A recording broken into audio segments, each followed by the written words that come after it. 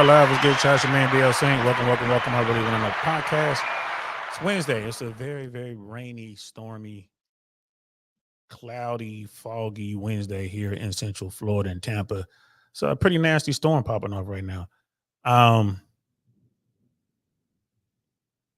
Yeah, it's pretty wild. So I am checking everything out. I got that going. Something happened with my setup, guys. I don't know what I did wrong. I am not the most computer savvy guy on the planet, but I had everything integrated. You know, I run a couple monitors. I'm running from a laptop, and I got some other stuff going on. But man, I did something, and everything just went crazy. You know, went kaput. So yeah, I managed to get things operating. I think I'm good. I'm looking at the feed. The feed looks okay. Yeah, I think I'm good. So we're just gonna do a little talking, guys. Just really wasn't feeling doing a whole 2 hours on a particular subject. I was playing with the idea of a couple of episodes. I was going to talk about the housing market a little bit. Interest rates coming down. I was going to talk about that, and then I was going to talk about there's a lot of talk. I saw some videos about women who are just waiting too long to have relationships and stuff like that. I was going to talk about that, but I'm like, I don't even feel like talking about that either. So we're just going to go random, bro. Hit up the chat if there's anything you want me to talk about. I got a couple things lined up here that I'm definitely going to bring up, and we just kind of go from there. So hey, let's get into it. And we are live. What's good, y'all? Welcome to the I Really Want to Know podcast, y'all.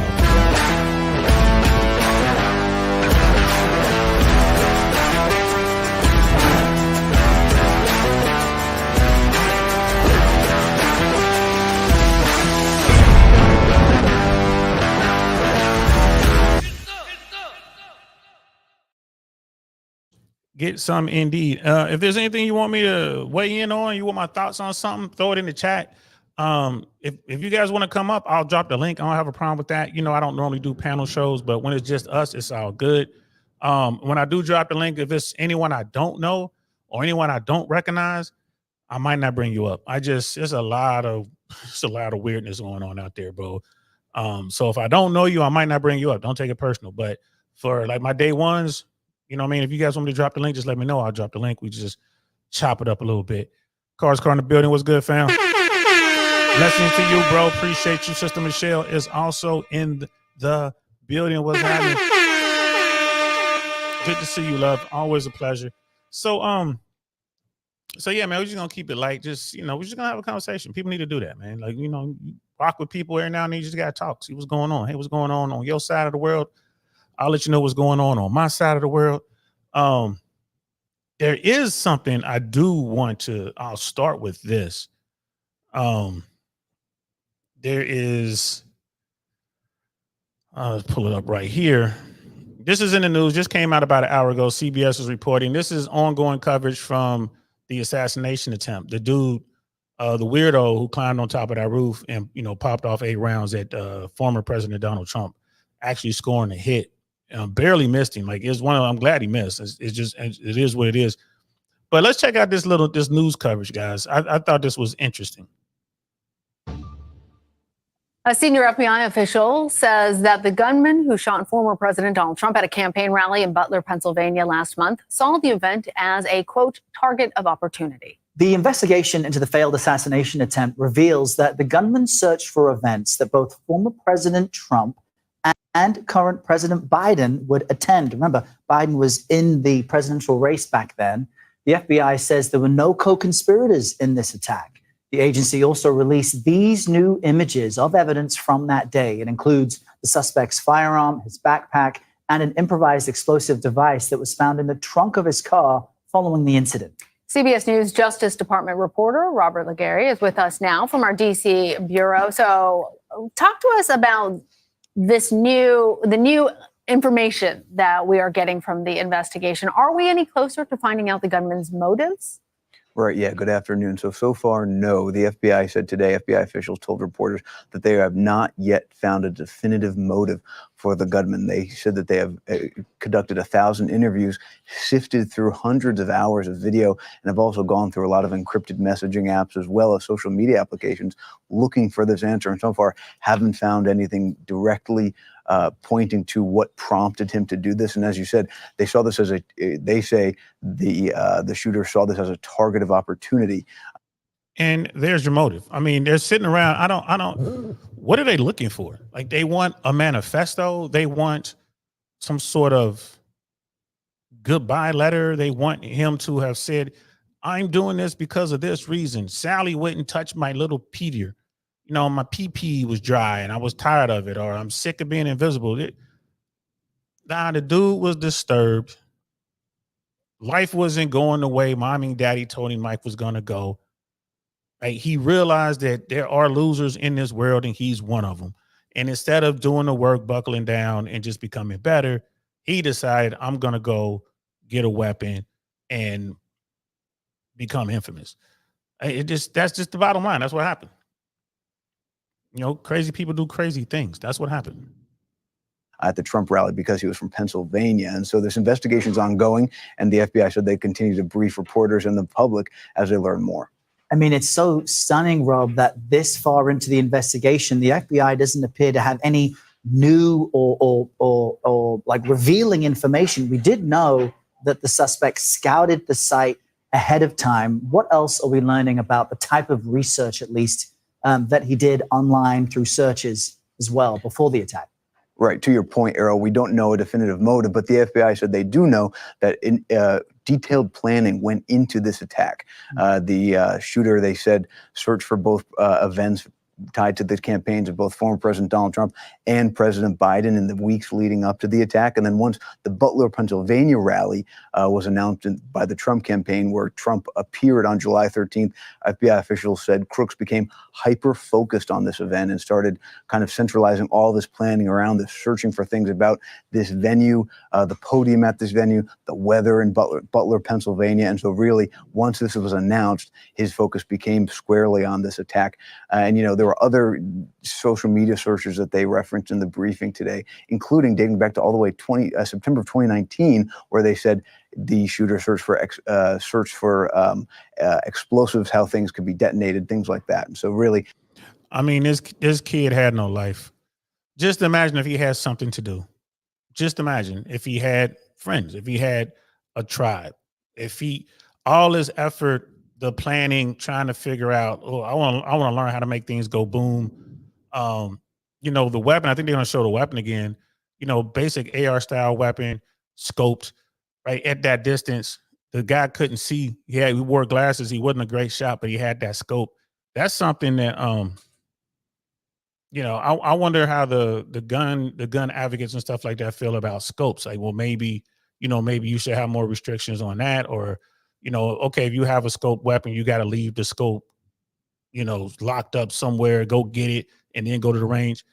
You know, a lot of people just don't like any restrictions at all on firearms. I'm not a scope guy. I mean, I got a few, but I'm more of a iron sights kind of dude. All my weapons, I basically use iron sights. The only weapon I have that's scoped is the 6.5 Creedmoor. It's bolt action. It's a distance rifle. That's the only one that I have a scope on. But everything else, iron sights. I mean, it just is what it is. Sister Michelle, you're right. They do want this to be organized. They want it to be an organized attack because people just have a hard time understanding when crazy folk go out and do stuff. And this is like, we were talking about this yesterday. We were talking about the involuntarily celibate guys. You're talking about these invisible dudes, talking about the dudes with no life. These guys aren't getting any sexual access. They're not making any money. They don't have any, you know, clout or anything like that. They're not popular. When they act out, they do it in very violent ways. We were talking about this yesterday. Brother Pitney was saying, yeah, you know what I mean? This is when they do it, they get things and they shoot, they fire projectiles at buildings with kids in them, or famous people in this case, right? Or they just walk into, you know, a mall or whatever, a crowded area, a movie theater, and they do this. To my knowledge, women don't normally do this, you know. So you got the film sales. Nah, the women who are just upset with their choices, the women who don't, you know, can't get the man of their dreams to fall in love with them, they're not going to go out and do something like this because at the end of the day, they do have a life. They have pretty much everything else they want. They just can't get that relationship that they want, but they have plenty of relationships. So it's way different. And, this dude is just a young, crazy guy with no prospects, probably no real discipline. Again, when you tell your kids that you're going to get all this stuff and life is easy and they grow up and they realize life is hard, this is the kind of stuff that happens. Yeah, dude did not care who it was. That's a fact. Brother Ted's in the building. What's good, fam? This is what happens.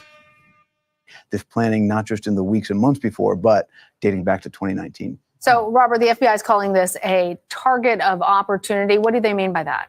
Right. So basically what based on this call, they basically said that, these searches the FBI said that the shooter was looking for an opportunity, looking for an event to attack.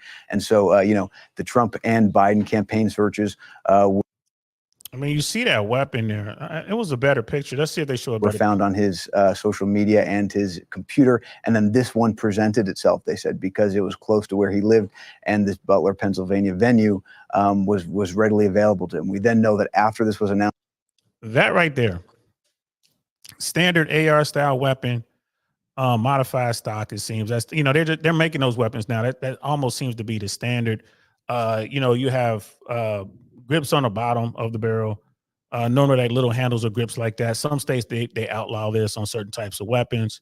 And then you have this scope, right? And this is why he was able to get those rounds close to his target at that distance. It's because of this scope. Like this kid couldn't see. So all that comes into play. I'm a Second Amendment guy. I believe people should be able to have weapons. We should be able to arm and defend ourselves in this country against the government. That's basically what it's, that's against tyranny. And anybody who wants to come in and, whatever, try to take over by force, Americans are armed.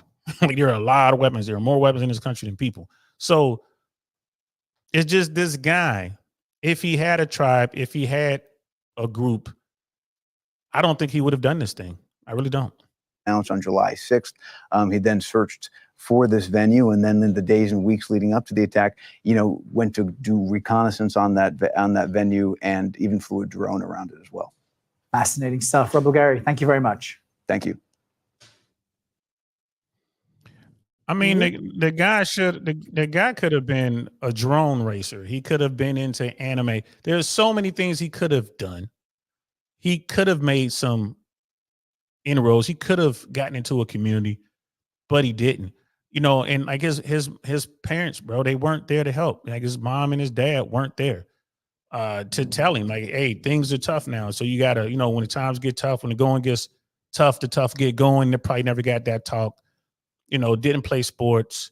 He tried to get on the shooting team. They wouldn't let him on because they thought he was weird, right? For whatever. They said he couldn't shoot, but the real reason was they thought he was weird. They didn't want him on the team. And didn't do anything else. I put a lot of that on his parents. There's so many people out there like that. You got these bulldozer parents, the ones that just push all the problems out the way for the kids, or the helicopter parents, the ones that hover and then fix all the problems for the kids. You got to teach your children how to function in our society, and you got to prepare your kids for this world the way it is right now. So I put a lot of that on them. A lot of it. This kid, I know dudes that look weird like that, but they have some game. They go out there and they just run their game amongst the weirdo kids, like the outcasts. They go out there and they talk nerdy talk. They talk about the computers and they talk about, the role playing games. They talk about Dungeons and Dragons. They talk about the Comic Cons. They talk about Star Wars, but they got a group. They got a clique. They might be nerdy, but they got their friends. Like in that movie, Space Quest or whatever, like, the nerdy kids, like that's what they did. There's nothing wrong with that, bro. They got their world. They do their thing. This kid was looking for something to do. He wanted to do something constructive. Like he should have joined the military. He could have joined the Coast Guard or the Army Reserve or the Marine Corps Reserve or the Air Force Reserve. He could have joined the Guard. Just something to keep him busy and give him an opportunity to integrate himself into the world. And that didn't happen. So he acted out, but he threw the tantrum of all tantrums, right? So there's another thing I want to talk about because I just saw that and I was just like, wow, I was wondering what that weapon looked like. That's the first time I seen pictures of the weapon used. again, 8 rounds. He actually scored a hit. If Trump hadn't moved his head, it would have been a completely different outcome. And I was wondering how he managed to do that. I'm like, bro, that's even at that distance. We're talking about a football field away. It was about 130 yards or so, 140 yards, and he was able to, fire 8 rounds and score 1 hit. It's like, man, that's a good shooting job. I was like, I wonder what type of weapon. Now I know. You had the scope, and those scopes, man, they give you the dot. Like wherever you put the dot, that's where the rounds are going. That scope's been zeroed. He's been to a range, and his father probably helped him out with that. So, I mean, at that point, it's playing a video game. You put the dot where you want the rounds to go, and that's where the rounds are going. So that's how. And now it makes sense to me. Like, okay, if it were just iron sights and he did that, I would have been impressed. Like that's some good shooting. But with that scope, it ain't hard. It ain't hard at all. I can get a 5-year-old to put rounds on target with that system. So, but we talk about what's going on with relationships out here. There's another video I want to check out. I haven't watched this yet. I just saw it and I pulled it up. I'm like, you know what? This would be something good to talk about. Alpha Male Strategies. Shout out to him. He's a solid one. He's been around forever. And this video, he's talking about the social media age won't end well for women. And we're kind of seeing that. I kind of want to hear his take on it. We're kind of seeing it. Alpha Male Strategies, he's an older dude. I think he's a little bit younger than me, but, probably of my generation. And this thing with social media, this thing with today's sexual marketplace is not going well for women. Real talk. Like it's just not going well for them.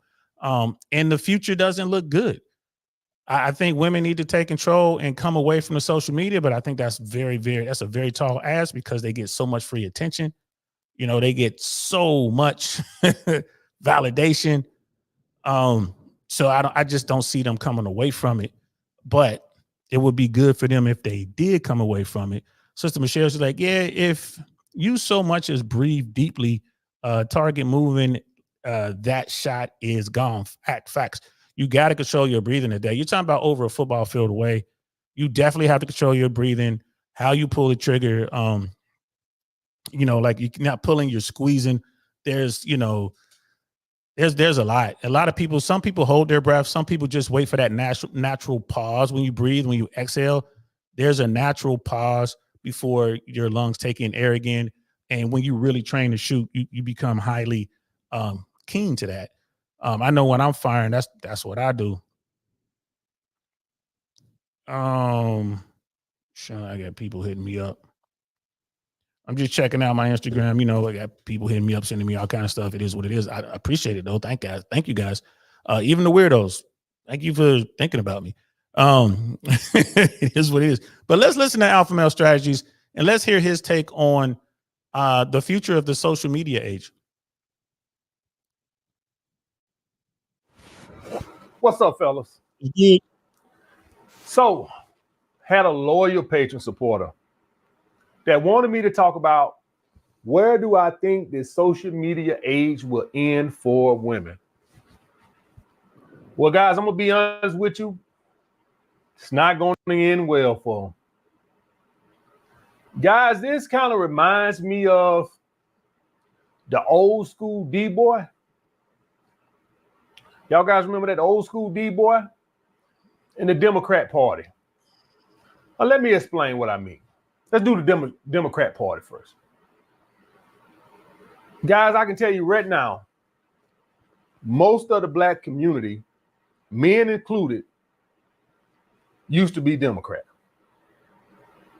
Then at some point, the Democrats started to go heavy pro-women. Probably because they're the larger voting bloc, right? Women. So they probably like, hey, if we just get the women, well, we don't really need the men, right? So they started pushing a whole lot of policies to support women. We just keep the female vote. All right. Yeah, I'm waiting. Well, what they did was they alienated a lot of the male votes. So a lot of men who used to be Democrat back in the day are now more conservative.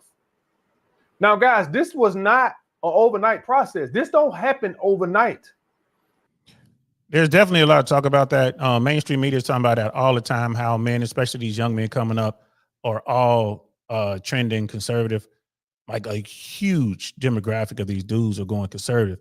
You know, a lot of people wondering why. And I chalk a lot of that up to the red pill spaces, to the manosphere, the mano swamp. Dudes are having issues and having problems, first of all, and the only help that they're getting is from the community over here on the right. On the right, they're at least they're listening to them. You got that, and then kind of like what AMS is saying. You know, if it seems, I'm not saying that this is the case, but it seems in politics, if your issue doesn't align with female issues, then the Democrats don't really care. They don't really care. I mean, and you look at what's going on in the family court system. Most of the change is coming out of the red states. You know, states, you know, some like states like Florida, you know, making modifications to forever alimony. States like Texas putting caps on child support. I think it's Tennessee or Kentucky. They're looking at mandatory DNA testing, you know, to establish parentage. It's the red states that are doing something about it. So it makes sense to me that the young guys and men in general are going to, you know, align themselves with the right. Whereas before, it used to be, especially men, like most dudes were Democrats. Why? Because Democrats were pro-union. And most dudes were, you know, factory workers, you know, I mean, guys are out there, construction workers, you know, union guys, Teamsters, they were like union guys. So the unions, the union men especially would vote Democrat because the Democrats were all about helping the average man, the working man, the union, and the Republicans were helping out the 1%. At least that was how it looked. You feel me? That's how it looked. That's what's up, man. So, you know, when I see stuff like this and hear this, what he's saying, it makes a lot of sense. Today's political field, when you look at the political landscape and you're looking at the left, it's, if you want to get some traction on something, your issue better align with women, or the Democrats might not give you a lot of, you know, love. Just keeping it 100. Brother Pitney in the building. What's up? Right. And this is a good point. You know what I mean? That's, yeah. Also, conservatives generally have more kids, especially these days. Yeah. I mean, yeah, I could see that. And by more kids, you like 3, you know what I mean? Max, it'd be like 2 or 3. I mean, you got, you know, you got some people out there who have a ton of children, but most folks, if you got 2 or 3 kids, they're like, wow, you got a lot of kids. But when you really break it down, especially when it comes to family, when you go into places like California, you go into places like New York, they're liberals with you know, 2 or more kids. They're out there. All you gotta do is go into family court and you see them. They're coming through family court because the divorce and all that kind of stuff. So they're out there, bro. But you're right though. The conservatives tend to align with family when the liberals, the Democrats they seem to align with just, you know, being alone, being successful, especially towards women, you know, get the bag, be independent, all that. So you're right about that. Brother Michael Lee, what's good, fam? I see you. What's happening? You know what I mean? Brother Penny, like, this is part of what Rollo calls the gynocentric social order. Yeah. And Rollo talks about this at length, and I get where he's coming from on that. You know, look at someone like Rollo. Rollo, married man, has a child, you know, has a daughter. She, you know, took care of her all the way through college, and now she's married and has a husband, of course. You know, there's people out there still doing it the old school way. But today's liberal, today's Democrat is more about, you know, girl power, you know, get the bag, independent, don't need a man, that sort of thing. And that locks out, that pushes away men. I mean, it really does. And then it's just like, well, guys have problems, they have issues, they're trying to adjust, they're trying to figure it out. And the Dems are like, you know, so long as you paint your hair pink and you back these women, you with us. But the Republicans, the conservatives are over there like, hey, we'll listen to your problems. Now, they might not act on your problems, right? Because the Republicans still serve the 1%. That's where they get their money. That's what they're doing. You know, the smoke and mirrors are down here like, yeah, come over here and vote for us. Just stoke your anger and they'll say, yeah, we understand. If it weren't for them people over there, come vote for us and we can make a change. But at the end of the day, what are they really doing? They're doing what the 1% wants them to do. It is what it is. It's like my old chaplain had 10 kids. Wow. Yeah. I've never met anyone with that many children, like of their own. I've met some people who had a bunch of adopted kids, but man, that's a lot. On the spot, I was in the building. What's good? I am the single one. What's good, sis? How you? It's good to see you. And guys, just so you know, like it is a very nasty storm right now in Tampa.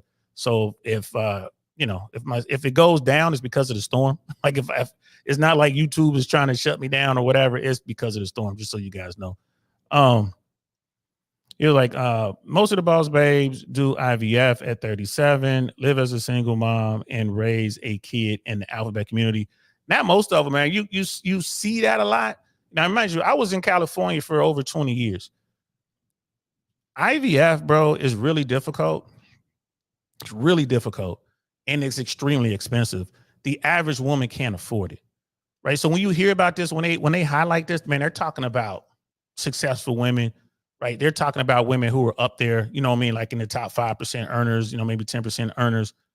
They got that. And a lot of those women, what they do is, they'll have a surrogate carry the baby for them.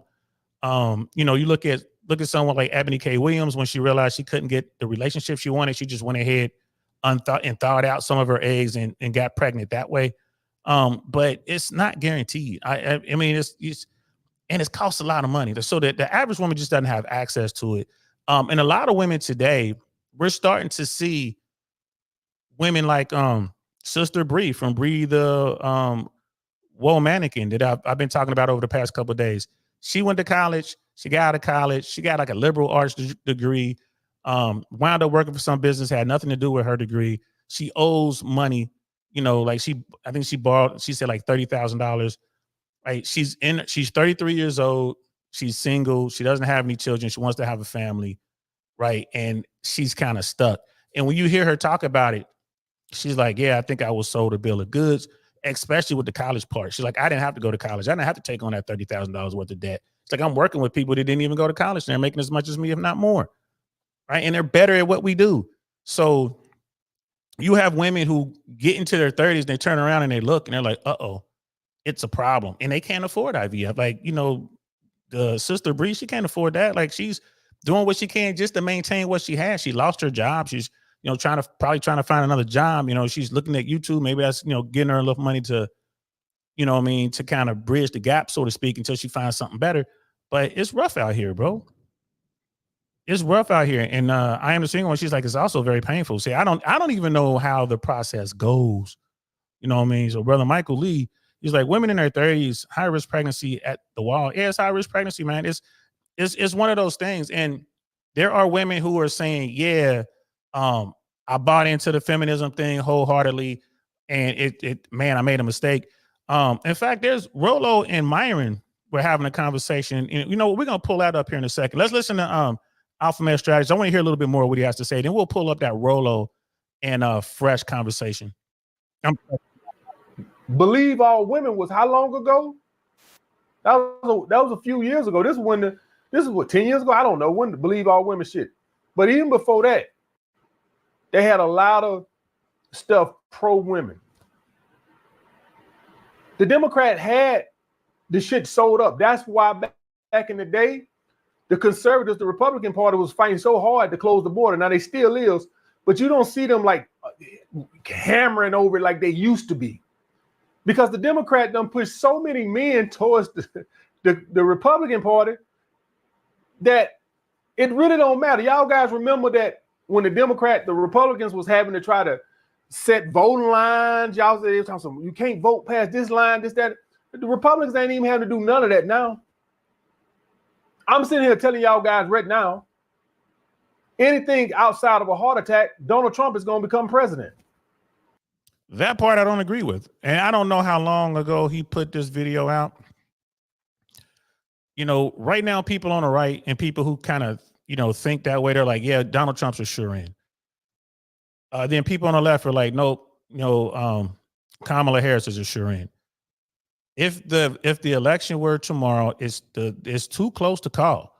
It's simply too close to call. If the election were tomorrow, I would say advantage Kamala Harris going in. Why? Because the Democrats are excited. They were able to get Joe Biden out of the way.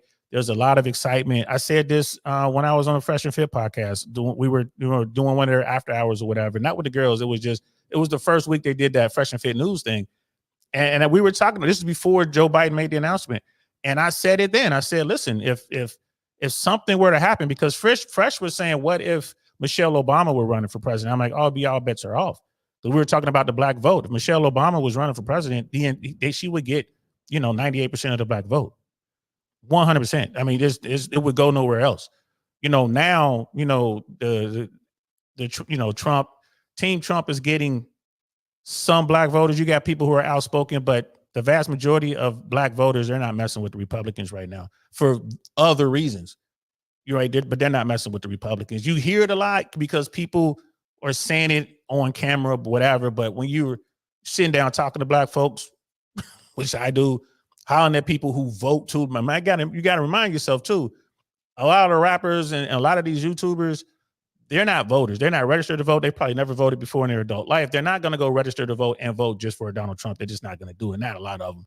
It would be a small amount. The Democrats own the black vote. With Kamala Harris out there and with the stuff that Trump is saying, he's pushing more and more of those people to the Democrats. But it's still, this election is tight. It's too close to call. Too close to call. Trump is polling pretty good in Pennsylvania right now. Even with Kamala Harris's bump, she's not polling as well as she needs to poll in Pennsylvania. She needs Pennsylvania. She can't lose Pennsylvania. She can't lose Michigan. She can't lose Wisconsin. If she holds on to those 3 states and just run the table, just get the regular votes that they normally get. I'm talking about the Electoral College. She just runs the rest of the map, the Democrat map, she'll be fine. And right now she's competitive in Georgia. She's competitive in North Carolina, Nevada, and Arizona. So that kind of opens it up. It's to the point where if her numbers get any better in those other states like Arizona, Nevada, Georgia, North Carolina, she might be able to lose Pennsylvania and still win the election. So, I mean, it's really tight. I think this is gonna boil down to, this debate in September. I think September 11th is the debate. I think they're gonna have it. How that goes is I think that might make a difference as to who's gonna win this election. But it's crazy. But it's just one of those things. This election is super tight. Don't get it twisted. If you're on the right or you're on the left, ain't nobody running away with this shit. This shit is gonna go down to the wire. Right? This is going to be one of those elections. It's going to be close, unless something happens. Once Donald Trump got shot in his ear and survived that, I was like, bro, there's no way you can beat this guy now. Right. And then he went out there. He didn't ride that wave very long. He started doing what he does, with the Trump stuff, the name calling and all this kind of stuff. And then Biden got out of the way and now Kamala's in the picture. And you can see that he's visibly shaking. He doesn't like this. You got to be able to pivot. He's not really able to do that. And when you talk to hardcore politicians, Republicans, not Trumpers, when you talk to hardcore politicians, they'll tell you they're worried. This is tight. They don't know how this is going to go. They need Trump to toe the line and he's not doing it. But that's just politics. That's just politics, bro. And here's the thing. My opinion, America loses in either way. America loses. It is what it is. Kamala Harris, not the person that I want to see running the country, but if the only choice is Donald Trump, then you got to go with Kamala Harris or whoever is running. It's just one of those things. That's where I stand on it. It is what it is. I don't really have a dog in the fight, guys. I'm a military guy. You guys know that from the very beginning. Trump is like a no-go for me just from the jump. Just the shit he says about the military guys, his true feelings on those of us who serve. Not just those of us who serve, but those of us who serve with distinction and honor. Comparing the Congressional Medal of Honor to the Medal of Freedom. And saying that the Medal of Freedom is better than the Congressional Medal of Honor because you get the Medal of Freedom, you don't have to get shot up. What was he thinking when he said that? And that really gives you insight on how he feels about, those of us who serve, those of us who have toed the line, who swore to protect and serve the Constitution. So that's a problem. That's a problem for Team Trump. And they know it. That's a tough one. And plus their stance on abortion. Trump is trying to, flip-flop on that. It's kind of, JD Vance is pretty extreme, but I ain't like that Project 2025. There's a lot out there that's hurting Team Trump, and there's a lot out there that's hurting Kamala Harris. So, again, this one is too close to call. We got Brother Dino Dinosaur checking in from UK. On the spot live. I don't think she's gonna get Michigan, bro. She can't lose 2 to 3. She has to win the blue wall. If she doesn't, she can't. I don't think she can afford to lose any of those states. She can't lose Michigan, Pennsylvania, or Wisconsin. If she does, I don't know if she'll be able to win. Be honest with you, even with her these new polling numbers and what she's doing, and these other states, like out in the Southwest and all that. She needs the blue wall. I just don't see her winning without the blue wall. So Trump might win. He might win. I was on the CC Zoom call after the shooting. I brought up that Biden could drop out and Kamala would step in. Yeah. I mean, that was one of those things that Kamala was, of all the Democrats who could have run, like if they had a primary, Kamala Harris wouldn't have been in it. I doubt if she even would have participated in the primary, bro. It's not very popular. But in this particular situation where she's stepping up for Joe Biden, who shouldn't have been there in the first place, now you see how excited the base got. You see how the Democrats are coming out. The amount of money that she has raised since she announced is incredible. So it just shows that the Democrats are right out to AMS's point. The women are out there. The women have stepped up. They're ready to do their thing. So AMS is right about that. But as far as Trump winning, I don't know. And like I said, brother Dino's in the building. It's like young black women registered to vote is up by 175%. This is huge. Yeah, I mean, you're gonna see all kind of numbers and all this kind of stuff, man. But at the end of the day, bro, this race is too close to call. Simple as that. The race is too close to call. Trump has, I mean, ain't no telling what might happen by tomorrow or by next week, by this time next week. He has just as good of a chance as Kamala winning this race. It is super close. So anybody sitting back, and if the Trumpers and Republicans are sitting back like, oh, we got this thing in the bag, don't worry about it, that's really bad for them because they need people out there in the streets trying to get the vote out. You got a lot of people registered, but who's going to go vote? You know what I mean? Yeah, I heard that story about what was going on in Arlington and all that. I'm not sure how true that was, bro. I ain't gonna lie to you. I'm not sure how true that was. They say that the staff was wrestling with cemetery staff. What I think that is maybe there was some words, maybe something happened with some, Trump staff and the people at the graveyard. We have no idea what it was about, but once the media caught hold of that, they're like, oh, we can really take this and run with it because, they're looking at the military vote. People like me, there are people out there. If I'm Trump, I don't want anything out there to do about military because it's just going to churn up all those negative things he said over the years and what he said recently. So, but I saw that, man. It's just, the mainstream media, they are anti-Trump for real. They don't want to see Trump win another term. So I can't even, like MSNBC, forget about it. It's kind of like watching Fox. And you see what Fox is doing. Like they're losing their mind over there on Fox, saying stuff and doing stuff like they're crossing the line because they don't want to see Kamala in there. So, I mean, it's just sad. You know what I mean? What's good, bro? I see you, Hornet. Good to see you, fam. How you feeling? You know what I mean? It is what it is. So let's listen to a little bit more of what AMS has to say. How is that possible?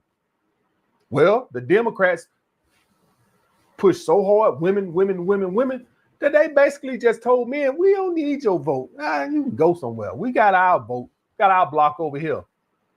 Okay, you got your block. Now Donald Trump is going to be president. Congratulations. You played yourself, in the words of DJ Khaled. But that was a long time coming. That took a long time. That didn't happen overnight. Let's go to your D-boy. Do y'all guys remember 20 years ago or what? For all you guys my age, you know where I'm going. But for you young guys, let me educate you on something. Back in the day, 20, 30 years ago, the D-boys had the shit on lock. So you would go to the club, all the D-boys, and they're stunning. So anybody don't know what he's talking about, a D-boy is a drug dealer. He's talking about that's what the D-boys. You know what I'm saying? Like, oh, what's up? You know what I mean? The D-boys, I think today you would call them, some of them the plug or whatever. We call them hustlers. Yeah, he ain't lying. Back in the day, bro, you go out, You knew who they were. Legendary cats. Like every city had their guys. You know, I mean, you guys have heard of the real Rick Ross, you know, Freeway Ricky. Dude was in Cincinnati. Dude was in Cincinnati doing this thing. You know what I mean? We knew it. Didn't know who he was, but we knew dude. Cincinnati's a small spot, right? He was the plug. Everybody was getting their packs from him. Everybody was touching, you know what I'm saying, his product. So, and this is what AMS is talking about. He's right. Back in when I was coming up, man, the D-Boys ran shit. And I mean, it was what it was. Like if you talking to a girl and she got a shot at talking to one of the D-Boys, and man, your girl was gone. Like you were either she was leaving you or you were sharing her. Like she wouldn't tell you, but she got a chance to ride in dude's, you know, Maybach, or she got a chance to go with him to Vegas, which, you know, the D-Boys were always going out to Vegas with stacks and stacks of cash. If she got a chance to get into that lifestyle, to get those experiences, man, she was gone. The only question was she gone all the way, or was she still rocking with you a little bit? Right. So, but yeah, that's what he's talking about. D-Boys are drug dealers. And showing out. You in there with your little $10 an hour check, sitting there. Ooh. The D-Boys outside. This when the Spoke D rims were popular. The spinner rims came after those. They put them on the Crown Vic. The Crown Vic had paint jobs and stuff like that. You sitting there in your old broke down $500 Chevy Caprice. They pull up in their new Crown Vic on rims, beat music. All the girls clamoring towards them. I can't help but think, where are those guys now? The reason I say all this, guys, the where I'm going with this is everything takes fruition. It just takes time. Y'all guys get what I'm saying? And so basically, I guarantee you, after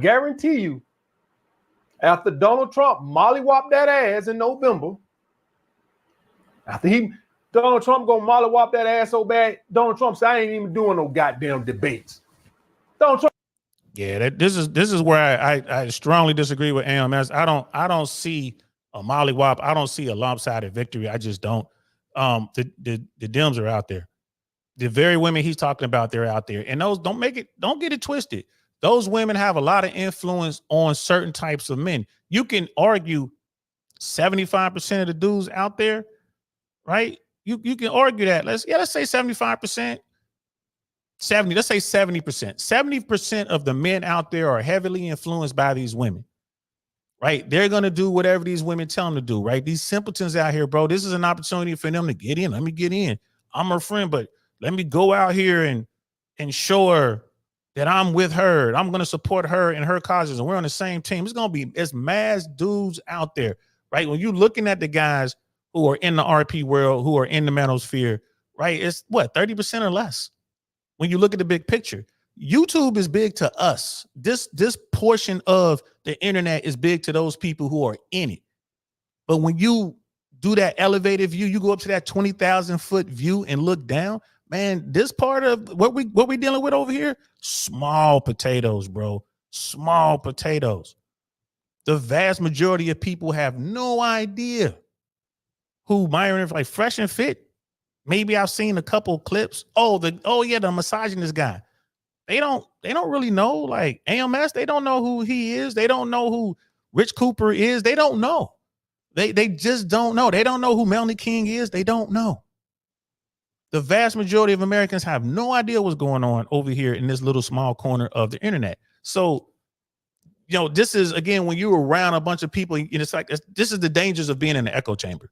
When you get in that echo chamber, it's like, hold on. And I say the same thing to my people on the left. I'm like, if y'all think y'all got this in the bag, man, you got another thing coming. This is going to be a close race, right? This race is going to be decided by 8% of America, right? This race is going to be decided by a small group of people in Wisconsin, Michigan, and Pennsylvania. That's who's going to suck. That is who is going to choose the next president.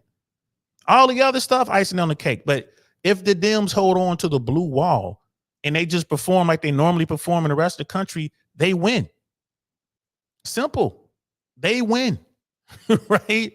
And they got almost $1 billion to spend on this election. So you're going to see a whole bunch of commercials flying around. Well, they're going to see it up there.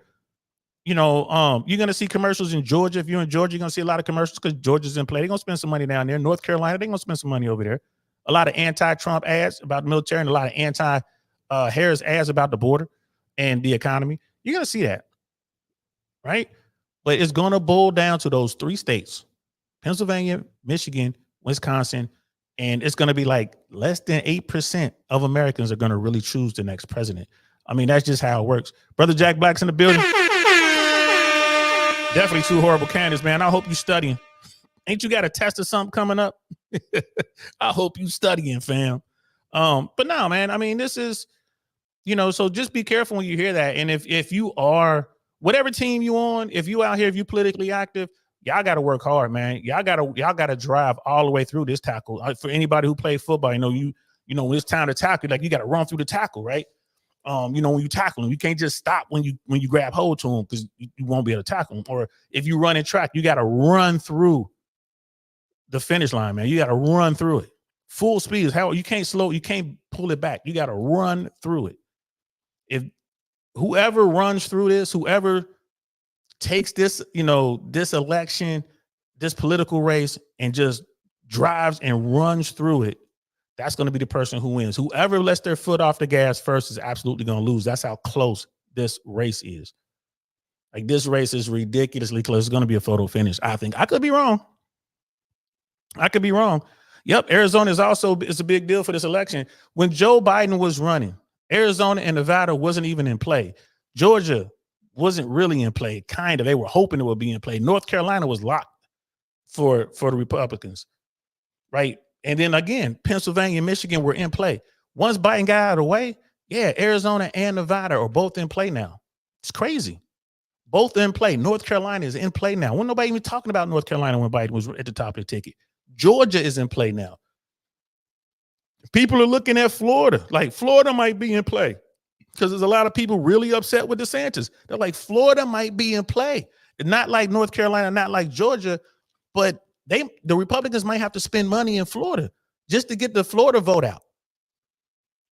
Like I said, they both of those camps, Team Trump and Team Harris, they got a lot of work to do. They got to go hard until the election is over. They got to go hard until the polls close. These campaigns are going to be out there, doing their thing until the polls are closed. If they don't, they're going to lose. That's how close this thing is.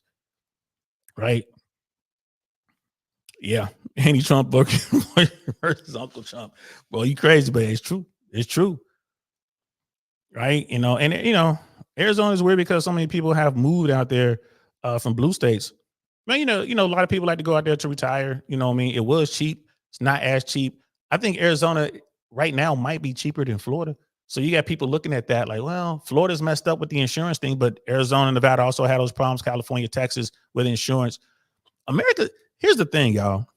America is in trouble. And you look at the top of each ticket, bro. Those people, Trump and Harris, they're not the answers. We need serious individuals right now. America's in trouble. Like America's in trouble. People are like, oh, the interest rates are going to come down. So what? No one is making money, right? People haven't really made, wages haven't increased since the 70s. If you look at it and adjust for inflation, wages haven't really increased since the 70s. Think about that. People are basically making the same amount of money, the same purchasing power that my parents and grandparents had in the 70s in today's world. That's insane. It's not getting any better. The next 4 years are going to be very, very rough for Americans. It's going to be difficult. Look how many people are getting laid off. Look how many businesses are just, tightening their belts. Right? Look at how many people are going to AI. People are just losing their jobs left and right. Just look at it. It's going to be really bad. Yeah, the border is a problem, but it ain't that many people coming in here. You ain't got that kind of skilled labor coming in here and just taking jobs. There's just not any jobs. When you get to the point where the Mexicans, the Guatemalans, the El Salvadorians and all them, they just turn around and start walking back home because there's no work. That's how bad I think it's going to get here. When you immigrants are like, well, I'm going to stay in my country because there's no work here. I'm going to go back to El Salvador because at least we're locking up MS-13. You know what I mean? At least at least we're not getting off in the streets anymore. I'm gonna go take my shot down here. When that starts happening, I think people will really see just how bad, things can get here in America, bro. I lived through it. I was in the 70s. I remember I was a youngin', but I was old enough to know that the grown-ups were not happy. I remember when gas went over $1 a gallon. I remember that. My brother Jack Black is like, man, I ain't. He's like, man, I am. I just got home. I'm eating and taking a shower, and a study group in 2 hours. Test tomorrow morning. That's what's up, man. What y'all testing on? Just curious. Test tomorrow morning. That's cool, bro. Just don't even, matter of fact, I don't even care what y'all testing on. Just make sure you study. Make sure you study hard. And like I said, stay in that 7110.65, bro. Chapter 3. You should be living in chapter 3. In fact, when you just bored and ain't got nothing else to do, open up the 0.65 and read chapter 3. Read the entire chapter. Just keep reading chapter 3. You can't go wrong with that, bro. Chapter 3. Burn that into your brain. 7110.65. Chapter 3. That's where you live as a tower controller. And then when you get into radar, you're going to be into other chapters. That's going to be different. But you're going to start in terminals, so just get it in your brain now. In most states, they have dropped for the last 50 years. Yeah, man. It's bro, here's the thing out here, man. America is about to be challenged. And our leadership on both sides, Republicans and Democrats alike, have got us to this place. They are equally responsible for driving America into this big ass ditch. And they're going to have to work together to get us out. There's just no other way around it. You're going to have to, making, $12, $15 an hour is not good enough in most places in America. I mean, just think about that. Look at California, man. They're up to $20 an hour or something like that. And it ain't changed shit. Like, them people can't afford to live. Look at how many people are losing their cars. Look how many people are, tapped out credit wise. Defaults are just starting to soar. Like, America is in trouble. People have been living on credit, just barely making it from paycheck to paycheck. And now they don't have that paycheck. The average American has at least 2 jobs, most of them 3. Right. And you lose your main job, you're fucked. You're fucked. Look at rent around America. It's bad. Everyone's talking about this race, Team Trump, Team Harris, but no one's talking about the issues. Not even the people at the top of the ticket. Think about that. Trump ain't talking about issues. Harris ain't talking about issues. Neither one of them have answers.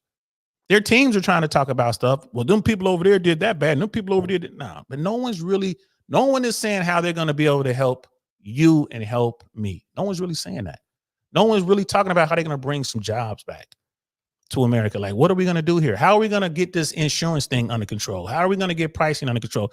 The Harris people did bring out that price fixing thing, which I'm not a big fan of, but I'm just telling you, bro, this is going to be crazy. This is going to be crazy. Like, deal, I feel like having kids now in today's society is a big risk. Bro, you have to plan it out. You have to plan it out, man. Kids are expensive. I was talking to my daughter last night about that. My daughter was telling me about this boy she's dating. I'm like, give me your phone. I had to send him a text. I took my daughter's phone and I'm texting this boy, hey, this is dad. Very respectful young man. Yes, sir. He was, I could know pucker factor had to be high as hell. I'm looking at the text between the two of them, innocent kid stuff, They're only about a year apart in age. Okay. And I had to sit down and have conversations with my daughter, and we'll get into that at a later date. Maybe we'll talk about that a little bit today. What I was talking to my daughter, because she doesn't have any game. I got to tell her what game is, and ask her a bunch of questions. And my daughter had no idea. I'm asking her questions like, "This is not a test. There's no wrong answer. Just want to know where your mind is. What does having a boyfriend mean to you?" She couldn't answer. Like, what would you want your boyfriend to do for you? What can a boyfriend do for you? Is there a difference between the stuff that she was saying? I'm like, okay, well. Isn't that what your regular friends do? It's like, well, it sounds like, your regular friends and boyfriends are the same thing. What is the point of having a boyfriend? So we'll get into that later. But to your point, the cost of having children today is staggering. Staggering. I said that to one of the guys in the city groups. We were doing a verification call, and his son kept jumping in to the call. He kept putting, kids want to know what's going on. He had about an 8-year-old or something like that, just down in Miami. And I was telling him, I'm like, yeah, man, that's your Lamborghini. that's your Aston Martin, that's your Bugatti. Like, you know, like when I look at my daughter, and I told her that last night when we were having our conversation, because she brought it up. She's like, yeah, kids are expensive. And I'm like, yeah, that's why you don't want to get pregnant. Be careful. Kids cost a lot of money. You don't want to have a kid until you're ready. And she was like, am I expensive, Pop? I'm like, yeah, you're the most expensive thing I've ever had, but I love you more than anything. And I wouldn't trade it for the world. I would give my last dime for you. I don't care. I want you to be happy. You are my life. But yes, you cost. Like, you are expensive. If I didn't have my daughter, I'll be somewhere in the FAA working, probably working in the Miami area. If I didn't have my daughter, if I didn't have my daughter, I would still be in the Miami area working as an air traffic controller, bringing in over 200, maybe 225, 250 a year with the overtime. Easy. That's what I'll be doing right now. And think about, bro, what would I be driving? Anything I want. Where would I be living? Anywhere I want it. But I'd be working my ass off. But I wouldn't give up. I wouldn't change any of that. Brother Dino, I see you. Yeah, man. Trump got all kind of legal problems, bro. They just re-indicted him for the Miami thing, for the secret documents thing. Of course, they were going to re-indict him. I just didn't think they was going to do it that fast.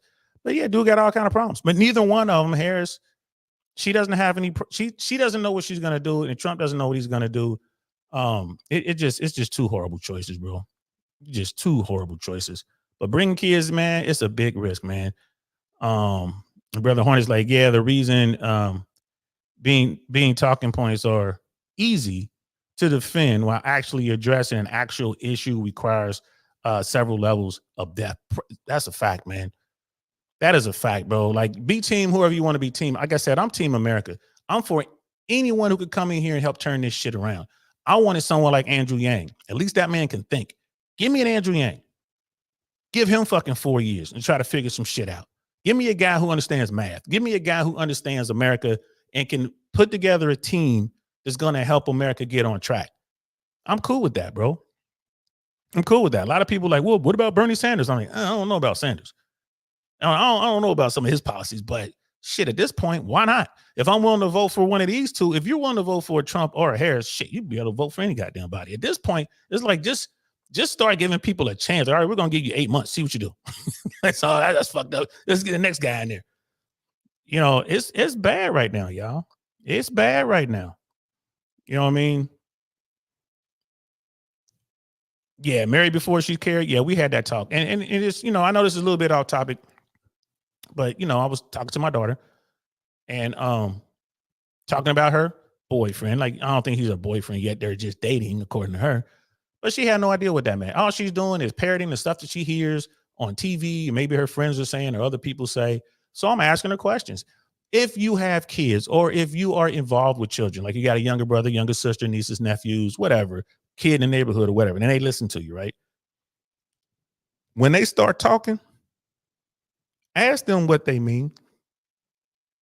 When they start talking, dating, boyfriend, if they start in on conservative talking points or liberals talking points, ask them to explain to you what they mean. What do you mean by that? Especially kids. Well, what do you mean? What does dating mean? What's a boyfriend? What do you expect from a boyfriend? Well, if you're a girlfriend, well, you know, what do you think he expects from you? What are you supposed to do as a girlfriend? What is he supposed to do as a boyfriend? You will be shocked. Because these kids, they have no fucking idea. They're just talking. They're just, you know, ping-ponging their way through life, trying to figure shit out, trying to look cool, trying to say what they think they're supposed to say, trying to sound like they're grown. They have no idea. So yeah, I'm sitting down with my teenage daughter and I'm telling my teenage daughter what boys want. Like, what do you think he wants from you? Why do you think he talk? How did y'all meet? She told me the whole thing. And actually, I had to get his little dude some credit. He got some game. He cold approached. He walked up to my daughter. He cold approached. I'm like, all right, okay. And right away, I'm thinking he must be like a hood little motherfucker because, you know, her mom don't live in the greatest neighborhood. I'm like, he might be a little hood. My daughter immediately goes to her room, gets her phone, comes back out, pulls up pictures. She's showing me pictures of him and everything. Okay, cool. I'm like, he looks like a little nerd. Like, yeah, he's on a track team. Right? He didn't look like what I thought. I'm thinking he might be a hood dude. He's not. He's not. You know, he's like a mixed baby, just like my daughter. They're two mixed babies. Looks like he might have some Asian in there. So I'm texting this boy. I'm asking, like, do you live with your mom and dad? And he's like, yes. I live with my mom and dad. Like, all right, cool. I'm asking questions or whatever. It's going back and forth. It's just text messaging. And I'm like, I just want you to know my daughter shows me everything. I see everything. She doesn't hide anything from me. I know passwords and everything. He's like, yes, sir. He said something about, being respectful or something like that. He said everything he was supposed to say. I'm like, good for him. But he cold approached my daughter. My daughter a dime. I ain't gonna lie to you. I make pretty babies now. My daughter is fine. And she told me, she told me how it went down. She's like, yeah, I was tired. I didn't think anybody would talk to me. Like, so you gave me your number right away? Like, no, I gave him I use a different platform. I gave him an Instagram that I use. I just gave him that.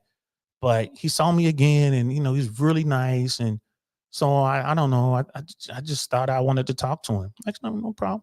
No problem. No problem. So like, what do you think he wants from you? We had the conversation. Hey, what do you think he wants from you? And she's like, I don't know. I'm like, well, I'll tell you what he wants from me. He wants sex, all right? Now, here's the key. And I'm like, but here's the key. If he's a good guy and he really cares about you, he's not going to press you for sex. You want that young boy that's just happy sitting next to you. He just wants to hold your hand and walk and talk to you. That's the guy. He just wants to, listen to you breathe on the other end of the phone. You don't even got to say anything. Like, that's the young man you want. And she was like, yeah, he did just walk me around the mall. The one time I saw him, he just walked with me. Like, yeah, those are the good ones. Like, you get a boy who's trying to pressure you, or you got friends, your girls who are trying to pressure you to do things, to have sex and all this other kind of stuff, to play these sexual games or whatever. Be careful around those people. Don't do anything you don't want to do. This is the conversation we had. And if you're not having these conversations with your children, you are setting yourself up for failure. Go ahead and start putting some money away now, especially if you got a little girl, because she's going to get pregnant. You need to plant that seed in their mind so they know, like, I can go talk to my parents. My parents done told me what's up. Yeah, my dad told me these boys out here just trying to do stuff. And my daughter was telling me about things she saw in school. She's like, yeah, Papa, I saw this guy and this girl, and this guy was just grabbing on her butt. I'm like, that's so disrespectful, Mia. I saw it too. I was at your school. I saw it. So disrespectful. Like, you better not ever do anything like that. If you want to touch someone and you're into somebody and you're okay with doing that, you want to explore each other, that's fine. Come talk to me if it gets real serious, because we got to take steps so you don't get pregnant. But if you just want to touch, no problem. But don't you do that in public. That reflects poorly on me. Don't have nobody be walking around with somebody just grabbing on your butt. That's not a good look. And she's like, I know, Papa, because it didn't look right. I was looking at it like it didn't look right because it wasn't right. That was wrong. That was wrong. Don't do that. And so again, if you're a parent, you're not having these conversations with your teenage kids, you wrong, because they're inundated with this type of shit. It's in everything that they watch on TV. It's everything they watch on social media. It's in everything that they read. It's in animation. Like the sexual stuff is everywhere. If you ain't talking to your kids about this shit, then guess what? Some little boy with barely any game is going to get her doing naughty stuff. Naughty stuff. And if you got a boy, hey, tell the boys what to expect. If you got a girl out here who's doing dirty things, is that the woman you want to be with? Is that the girl you want to be with is going to go into a woman who's going to mess with you and Billy and Ted over there and Trevor, right? And Jamarcus. She don't mess with everybody. Lil Lee, the Korean exchange student, he done got some. Is that the girl you want to be? You don't share with everybody like that? You talking to your boys. And the last thing my daughter and I talked about was sexually transmitted diseases. She was like, what's that? I'm like, oh, this is what it looks like. Want to see some pictures? Oh my God. You're going to give her PTSD? I hope so. I hope so. Because you're taking a chance. I want you to know what might happen. You taking a chance. Make sure you get somebody who ain't out there being all dirty. If y'all ain't having these conversations, y'all wrong. Y'all wrong. Brother Dino saying no recession. Bro, tell that to any American who's out here, man. We have been in recession for a while, bro. Purchasing power in America is trash. Gas prices are out of control. Food, produce, everything is crazy right now, man. Listen, you wait till after November. You want when the real numbers come out. And remember, I've been telling you about these downward revisions. The last downward revision was the biggest revision they've ever done yet to date. They went from saying that the economy created so many jobs to turning it down to like, it was minus 800,000 jobs or something like that. It was stupid. I was going to talk about that today too. I might talk about that tomorrow. It was stupid. Brother Mike like, DL, you speaking big facts. If I had a daughter, I would never sugarcoat anything about life. I would give it to her blood raw. Yeah, pause. But yeah, for real. You have to tell your children how it is, man. Not how it should be, not how it used to be. This is how it is right now. The good thing is these kids, they're not as sexually active today as we were back in the 80s. And that's a really good thing. That's a really good thing. Just listen to these kids. It's a small percentage of these kids that are out here doing stuff.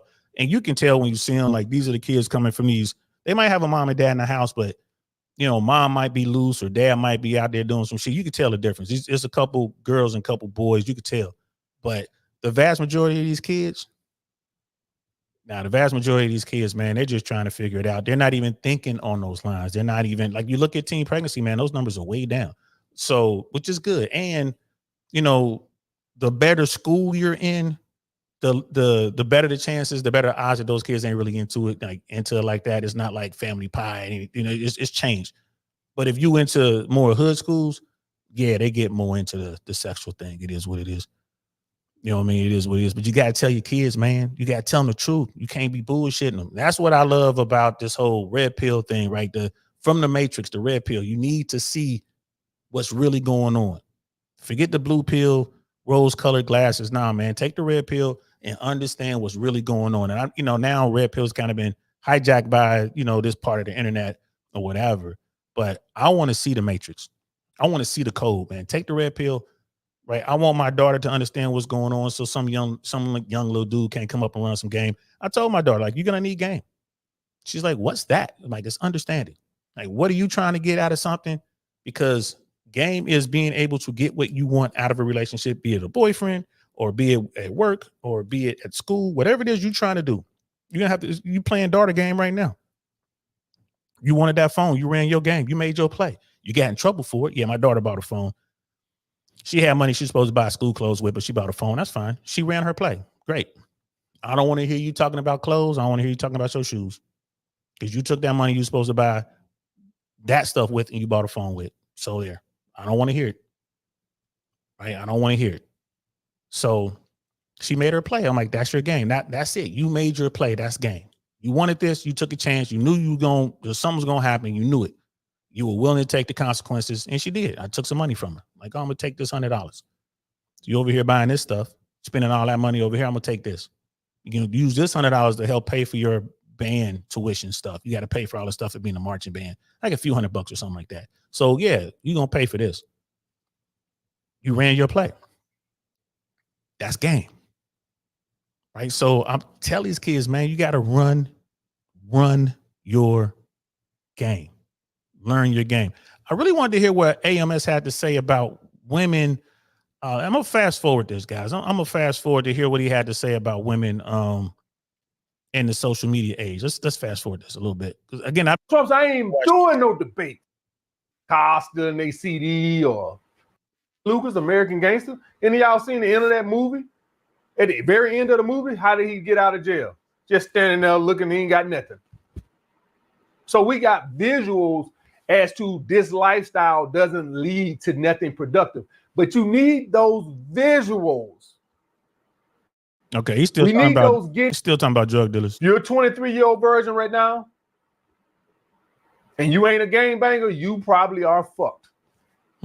You're a 23-year-old educated lame, as women like to say, particularly black women, educated, lame. You ain't got swag. You ain't shot 3 people last week. You ain't King Von. You probably gonna be fucked for the foreseeable future, unfortunately, guys, because none of this shit happens overnight. This is going to take 20, 30, 40 years before women pivot.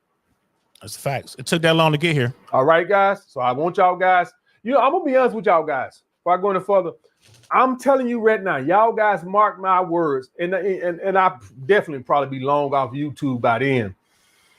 But I'm telling you right now, I'm hoping to be alive by then, but 30, 40 years from now, I honestly think the social media age is going to be one of those footnotes in history that was so pivotal to like history. Right there with the civil rights movement, right there with the crack era. Like if you Google crack era, you got a Wikipedia page. If you Google civil rights, I think in the title of the Wikipedia page is going to be the effects that social media had on dating era. I think that's what this is headed to. All right. I like where this is going. I agree. This technology shocked the system in such a way that's, you can equivalent. It's equivalent to the way the civil rights movement shocked the world, shocked the system.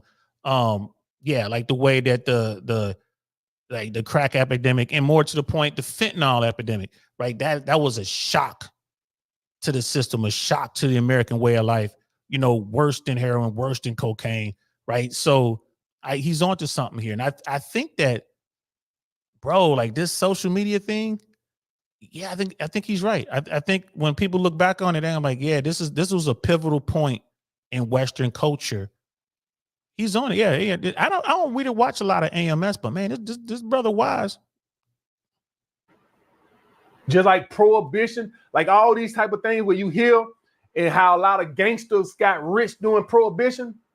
I think the social media age is going to have that type of footnote in history. That's what I honestly feel. Just like you can Google the O.J. Simpson trial and all this, the social media age, the dating effects of the social media age, 30, 40, 50 years from now, schools going to teach that to 3rd, 4th, and 5th, 6th, 7th graders. I guarantee you, just like the Aztec Indians, this is going to be the era where you see the less marriages, the more lonely men, the more monetary relationships, transactional relationships, billions of dollars of profit being made on matchmakers, dating apps. I think this is a pivotal point in history. That's how I honestly feel about that, guys. Damn, he ain't lying. He is not lying. Think about it. When, prohibition hit, the gangsters made all that money, giving the people what they wanted. It was alcohol at the time, right? They made all that money. Whenever there's a shock to the system, there are people out here making money. And it's people who didn't have the money before. There's people who come from out of nowhere seemingly, and when there's this shock and they capitalize and boom, they level up. You know what I mean? They 10, 100, 1000x. And when you think about this technology, think about that. Look at Myron and Fresh, right? Fresh and Fit came from out of nowhere, right? This technology comes from out of nowhere. They're providing something that people want, and then bam, the success that they had in like 36 months. Wow. It's not saying that they went from 0 to wherever they are now. They already were doing well, but they were able to 10x and then probably 100x what they were doing. Right? AMS is another guy. You look at Organic, you look at Mr. Beast, right? You look at, start thinking of, like Chris Williamson. Right? Remember we were reviewing the Chris Williamson when he was talking to that female dating coach. And I think I think it was Sister Michelle that was like, yeah, dudes are paying her $1,000 an hour or something like that to be a dating coach. That's another. It's because of the shock to the system, because of this technology, she's able to go ahead and capitalize on that. Look at Patrick Bet-David, was doing amazingly well before, but he's been messing around with this technology since it really hit. Right? You look at, just think about it. Who are the big YouTubers? There was a shock to the system. These guys came in and was killing the game. Look at YouTube. What was it like before the pandemic? The average YouTuber, like YouTube was like being real. They were showing love. You getting all kind of bread. People were eating good. And then, of course, YouTube started to change it up, right? Same thing with prohibition. The gangsters was doing their thing. Government had to come in there and change it up, regulate everything, shut everybody money down, or at least try to slow the money down. They did the same thing, with, with that rock. Same thing with Freeway Ricky. Hey, same thing. Look at what's going on now with the Fent. You see what's going on with that Hayron. Same thing. If the shock happens and then People come in, the big money comes in. Look at legal marijuana. Same thing. Before the legalization of marijuana, before you could legally have it grow, man, there was people out there getting it, millions of dollars a day. Getting it. Then what happened? Shock to the system. Government comes in. All right, enough of that money. We about to streamline this. Y'all finna pay y'all taxes. We finna eat. So he's on to something. And he's really on to something. Brother Cody's in the building. What's good, fam?